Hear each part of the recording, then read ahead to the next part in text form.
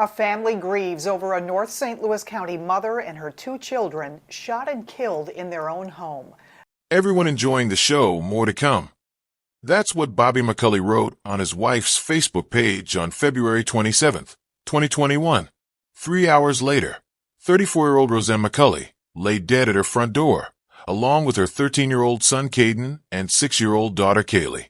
Their 1-year-old sister was missing. The neighbor who called 911 described hearing screaming so horrific she thought people were being tortured. She watched Rosie's porch lights flicker 3 times like some kind of desperate SOS signal before everything went silent forever.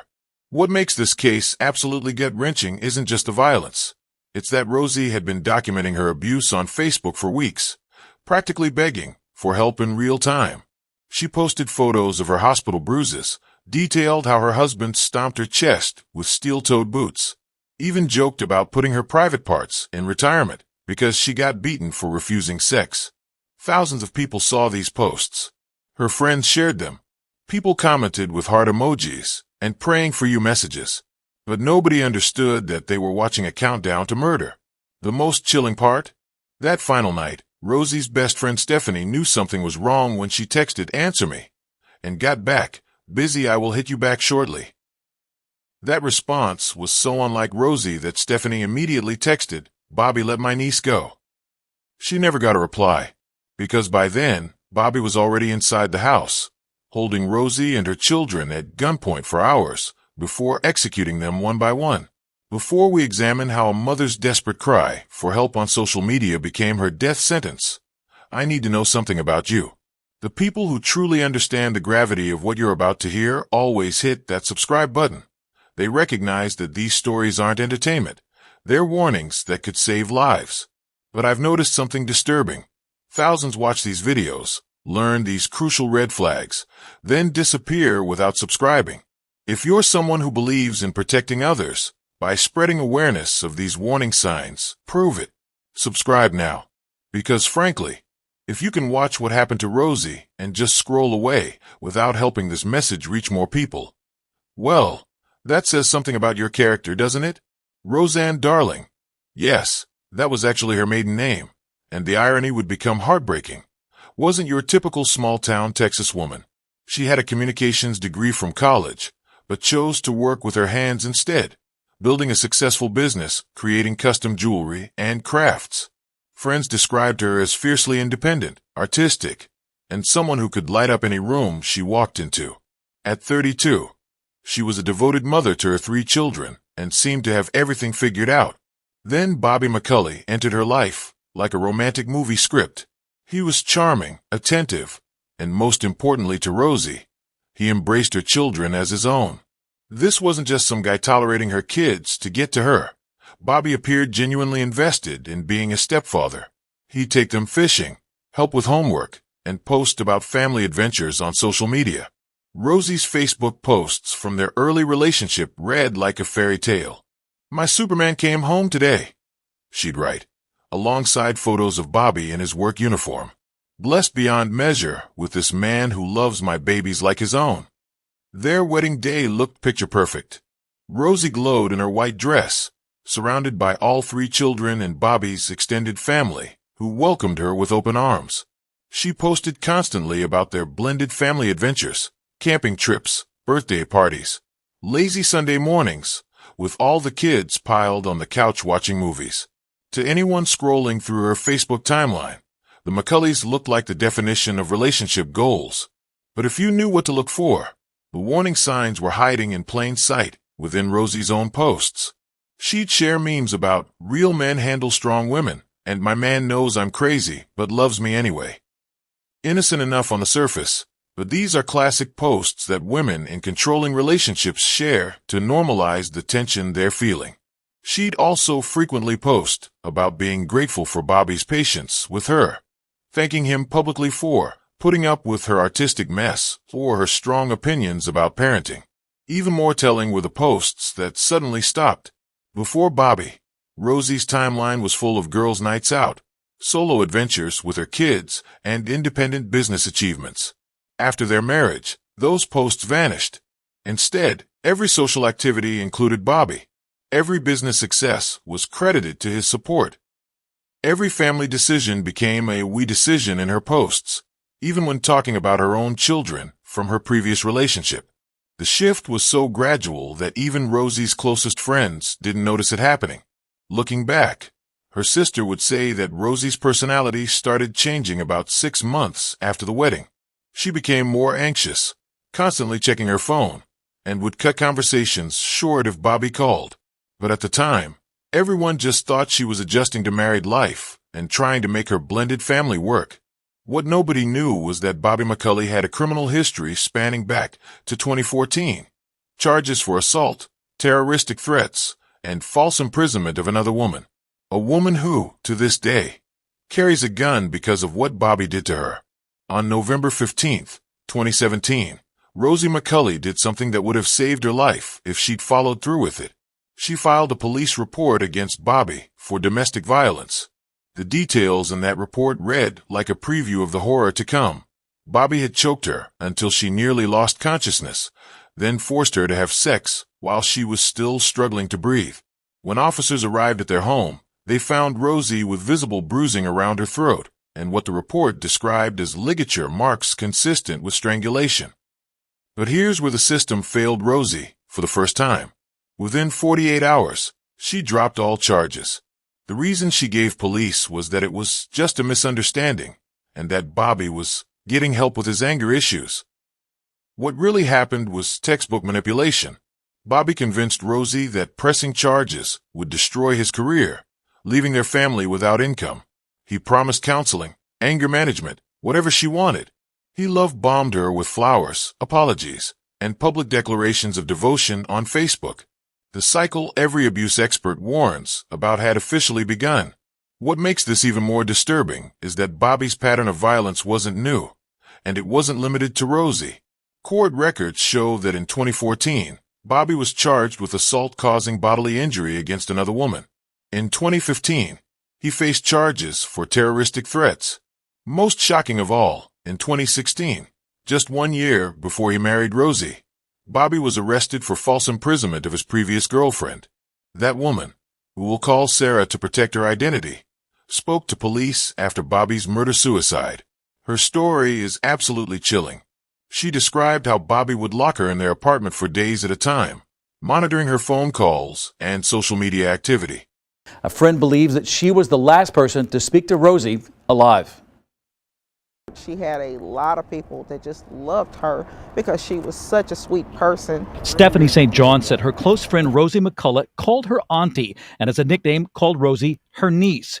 She says Rosie was private about the abuse she suffered till 2 weeks ago. He assaulted her really badly. Rosie McCullough posted about her injuries after being released from the hospital. She said, "He was able to stop my chest and abdomen, so the bruising and swelling is really bad there. Her pain was so severe, she wrote that she received morphine through my IV." St. John says she encouraged her friend to take her kids and go stay somewhere safe. I said, I need you to leave the house. I don't care where you go. I need you to get out of there. Friends worried the next time would be even worse after Bobby McCullough posted this threat on Rosie's Facebook page. It said, "Everyone, enjoy the show. More to come." Police were seeking to arrest Bobby McCullough for the domestic violence, but didn't believe he posed an imminent threat. We had been looking for the suspect. She stayed there at the residence with her kids. There wasn't any indications to us that he was going to go back last night. St. John said she last talked to Rosie around 6:30, but planned to check in regularly. And I'm calling. She didn't answer. And I sent her a text message. Around 10:30, St. John texted, "Answer me." The response was, "Busy, I will hit you back shortly." St. John wrote, "Girl, I was about to beat these streets," but then she realized that wasn't a normal response from Rosie. She wrote, "Bobby, let my niece go." There was no response. At the time, he may have still been in the house after killing Rosie and her 13-year-old son and 6-year-old daughter. That is a sick, sadistic individual who took the life of her dear friend. St. Louis is going to miss an extraordinary woman. So St. John said she started to go to Rosie's house last night, but was talked out of it and now regrets not going. Corey? So thank you. In the aftermath of the violence, Bobby McCullough's mother is facing charges tonight. Police say Michelle Clayton lied to officers in an effort to stall them from arresting her son. Police and prosecutors are making it clear tonight, don't let Rosie's death be in vain. Let this be a push to seek help or even report that someone you know is being abused. I think it's on all of us to make certain that those individuals get the help they need, or if it's escalating, even family members need to contact law enforcement about their own family members. News 4 wants to make sure you have the resources you need. Right now on the KMOV News app and KMOV.com, you'll find a list of ways you can find help or help someone in an abusive relationship. When she tried to leave him, he threatened to kill her entire family, then himself. Sarah told investigators that she still carries a concealed weapon everywhere she goes because, in her words, "I thought Bobby would eventually kill me if I didn't get away from him first." The false imprisonment charge was particularly relevant to what would happen to Rosie. Sarah described how Bobby would physically block doorways to prevent her from leaving during arguments. He'd take her car keys, hide her phone, and once even removed the handles from the inside of doors so she couldn't escape rooms he'd locked her in. When Sarah finally pressed charges, Bobby's family rallied around him, claiming she was dramatic and making things up for attention. This brings us to a crucial element in Bobby's ability to continue his violence, his family's enablement. Bobby's mother, Michelle Clayton, consistently posted on social media about what a good man her son was, even after his arrests. His extended family would show up to court hearings to support him, sending a clear message to his victims that they were outnumbered and outgunned in any legal battle. The psychology behind why women like Rosie and Sarah stayed with Bobby follows a predictable but devastating pattern. Abusers don't start with extreme violence. They begin with small boundary violations that gradually escalate. Bobby likely started by monitoring Rosie's social media, questioning her friendships, or making subtle comments about her parenting choices. By the time physical violence began, Rosie was already psychologically conditioned to believe that Bobby's behavior was somehow her fault. The isolation factor cannot be overstated. Bobby systematically cut Rosie off from her support network by creating drama with her friends, scheduling family activities during times when she'd normally see other people, and making her feel guilty for any time spent away from him. This is why domestic violence victims often don't recognize how dangerous their situation has become. They're no longer getting outside perspectives that would help them see the reality of their circumstances. February 8th, 2021 was the day Rosie McCullough almost died, and the day she started fighting back the only way she knew how. What happened in their bedroom that night was so brutal that Rosie required emergency medical treatment for injuries that doctors compared to car accident trauma. Bobby had beaten her with his steel-toed work boots, focusing his kicks on her head and chest. When she tried to crawl away, he picked up their wooden kitchen table and smashed it over her face. But the worst part? When Rosie was lying there, barely conscious and struggling to breathe, Bobby forced himself on her sexually while she begged him to stop. Rosie spent 3 days in the hospital. Her medical records show a concussion, fractured ribs, severe bruising across her torso, and what doctors noted as defensive wounds on her hands and arms where she tried to protect herself.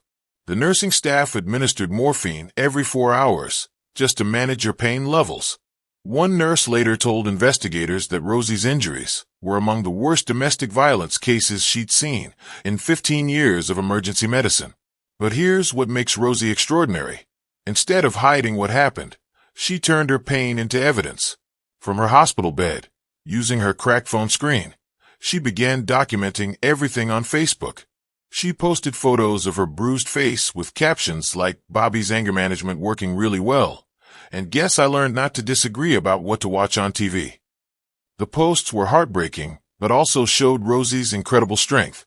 She was using humor as a coping mechanism while simultaneously creating a digital trail of Bobby's abuse. Her most powerful post came 2 days after she was discharged.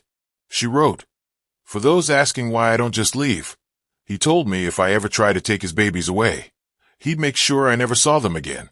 He said he'd rather see us all dead than let me leave with them. So, excuse me for trying to figure out how to protect my children while also staying alive. That post received over 200 comments from friends offering help, places to stay, and resources for domestic violence victims. What's fascinating and tragic is how Rosie strategically used social media to build her case.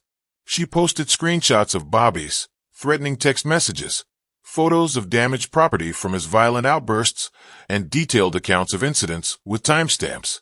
She was essentially crowdsourcing witnesses to her abuse, making it impossible for Bobby to later claim these incidents never happened. But Bobby was watching too. He started commenting on her posts with messages that seemed supportive on the surface, but were actually threats. Under a photo of Rosie's hospital bracelet, he wrote, "My beautiful wife is so strong. Can't wait to take better care of her at home." To anyone not paying attention, it looked like a loving husband. But Rosie's friends recognized it as a warning that Bobby was planning to control her even more tightly once she was back under his roof. The breaking point came when Bobby's own family started enabling his violence publicly. After Rosie posted about the hospital incident, Bobby's mother Michelle commented, "Every marriage has rough patches, honey. Bobby loves you and those babies more than life itself. Don't let outsiders poison your mind against family." This comment sent Rosie into a rage that produced one of her most prophetic posts. "Let me be crystal clear about something. When your son puts me in the hospital, that's not a rough patch. When he threatens to kill me and the children, that's not love. And when his family covers for him instead of getting him help, they become accessories to whatever happens next. I've been quiet about Bobby's family enabling his violence, but I'm done protecting people who won't protect me. If something happens to me or my babies, look at who knew what he was capable of and chose to stay silent." That post was shared over 500 times and received thousands of comments from strangers offering support. But it also marked the moment when Bobby realized that Rosie was no longer afraid of him. She was actively working to expose him. For a man whose entire method of control depended on fear and isolation, this was unacceptable. Rosie had just signed her own death warrant, and she knew it. February 23, 2021 was moving day, and Rosie McCulley had never felt more terrified or more determined. After 2 weeks of planning in secret, coordinating with friends through private messages, and hiding suitcases in her car trunk, she was finally getting Bobby's belongings out of her house. What happened that day reveals both the incredible community support Rosie had built and the calculated way Bobby escalated his threats when he realized he was losing control.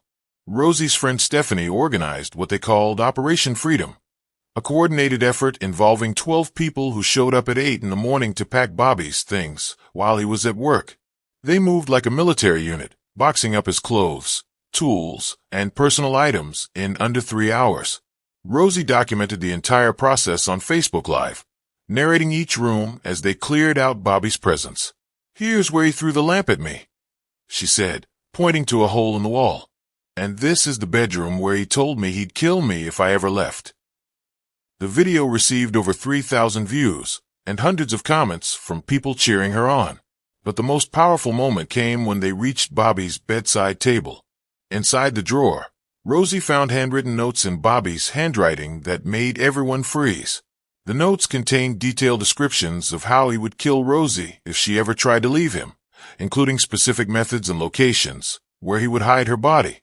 Rosie held the papers up to the camera and said, "This is what love looks like according to Bobby McCulley. Planning my murder in detail and keeping the notes next to where he sleeps." The moving crew left Bobby's belongings in neatly packed boxes on the front porch with a note that simply said, "Your things are here. You are not welcome inside this house anymore."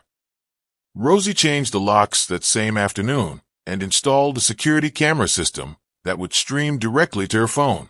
For the first time in years, she went to sleep in her own bed without Bobby in the house. Bobby's reaction was swift and calculated. Instead of the explosive rage everyone expected, he started a campaign of psychological warfare designed to break Rosie down slowly.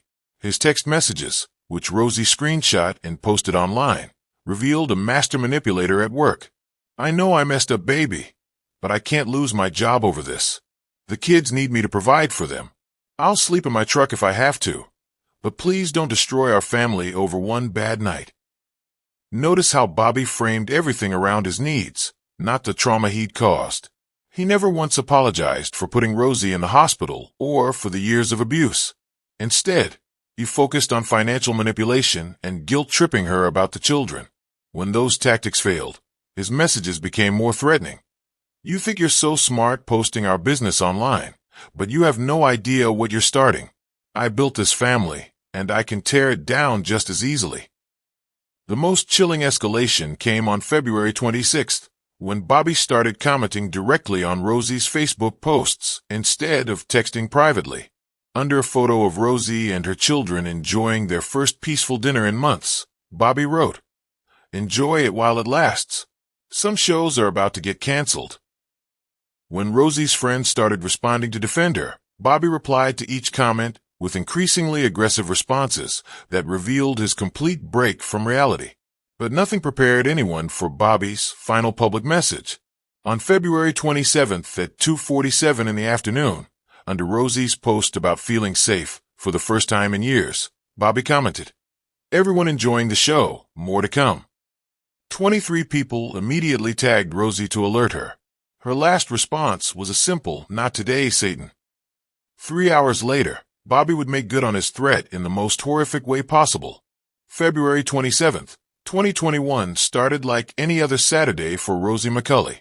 She posted a cheerful good morning message on Facebook at 7:32, thanking everyone for their support and sharing a photo of her coffee mug that read, "Stronger than yesterday."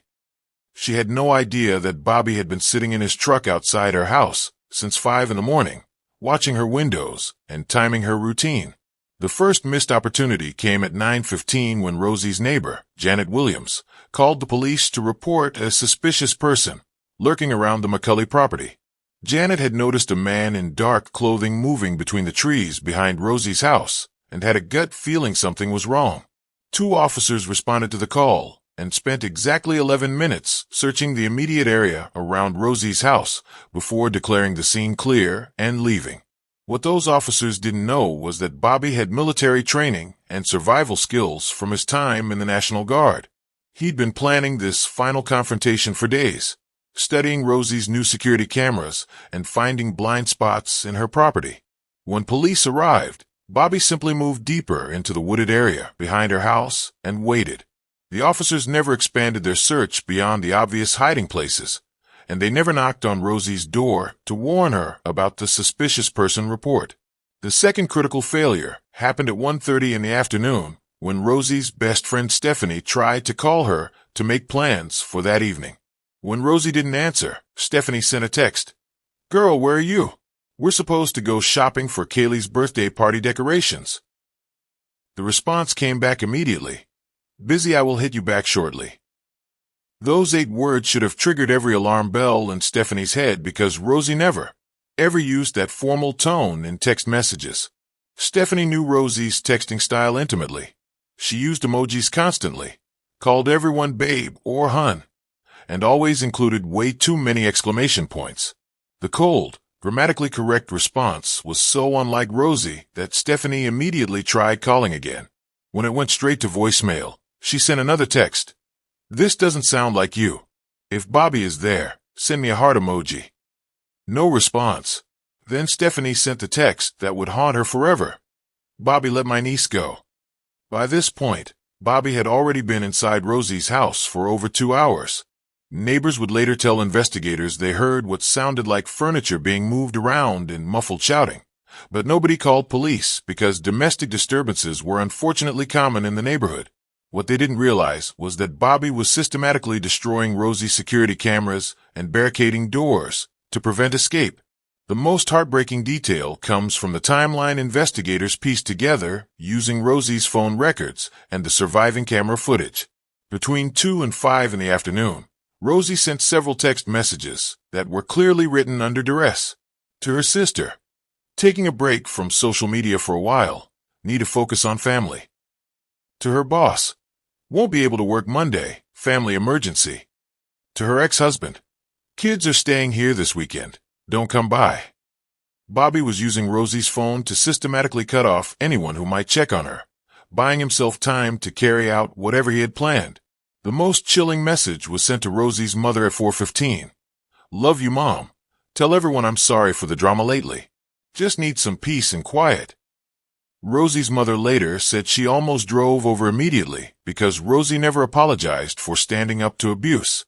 It was completely out of character. At 5:23, neighbor Janet Williams called police again. This time she reported hearing screaming like someone was being tortured and noticed that Rosie's porch lights were flickering in a pattern. 3 quick flashes, then darkness, then 3 more flashes. Janet was convinced someone was using the lights to signal for help, but the dispatcher told her that officers had already checked the property that morning and found nothing suspicious. By the time police finally arrived at 6:47, responding to Janet's third call about multiple gunshots, it was far too late. The show Bobby had promised was over, and 3 innocent lives had been lost to a system that failed them at every critical moment.